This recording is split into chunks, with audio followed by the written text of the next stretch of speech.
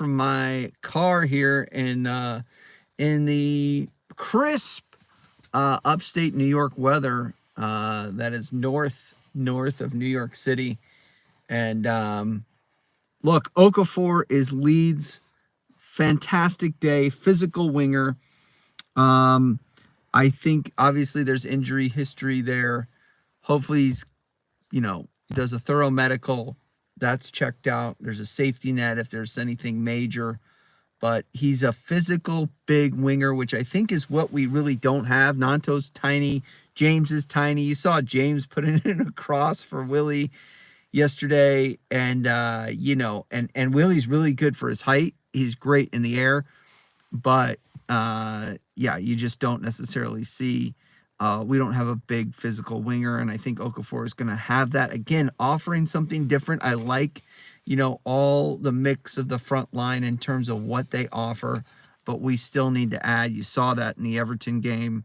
And how we play in these 3 games, the next 2 games, is affecting recruitment. That's big, because if we were, for whatever reason, to get a draw or even a loss yesterday, I think would have been bad in terms of the recruitment and the players that we're talking to. Obviously, the stigma is that we are going to have a relegation scrap. So the fact that we got 3 points, that we dominated that game, we dominated the first half, I think really helps recruitment, specifically at the top end.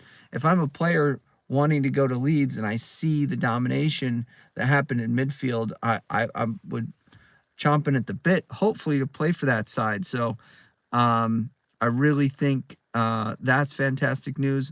Let's do a little bit of an Everton review. We're not 24 hours, but I don't know, 12, 14 hours past that. You got to give Farka credit. Look, his system works. It dominated. David Moyes is probably a little bit behind where he'd like to be in terms of the setup of his squad, but give Farka his flowers. His system worked very well and created opportunities and chances. We seemed to be wasteful, right? We were wasteful in front of goal, and that's what we need to pick up, because we can't be that wasteful and expect to get results. If I'm being harsh, we didn't score until there was a penalty, and the penalty, by the letter of the law, was a handball by him leaning into the block. If I got to be honest with you, in the moment, if that was Leeds, I would be upset. But hey ho, we'll take the 3 points, and it was a dominant performance. 0.0 xG by Everton against newly promoted Leeds in the first half. That's all give Farka credit. He got them prepared. His system dominated, and the game is won and lost in midfield is holding true. We have a very, you don't want to say very good or very dominant yet. It's only been 1 game, but we have a midfield that could be set up for success.